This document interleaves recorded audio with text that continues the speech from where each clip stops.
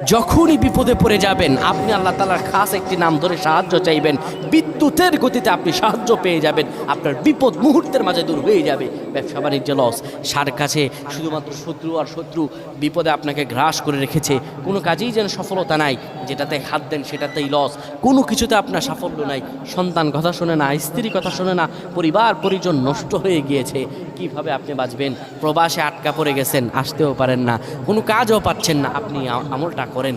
এটি আমার কথা নয়, বিশ্বনবী মুহাম্মদ রাসূলুল্লাহ সাল্লাল্লাহু আলাইহি ওয়াসাল্লামের প্রিয় সাহাবী হযরত যায়েদ রাদিয়াল্লাহু তাআলা আনহু, তিনি একবার মক্কা থেকে হিজরত করে যখন মদিনায় যাবেন, ঠিক সেই সময় বিপদে পড়ে যান।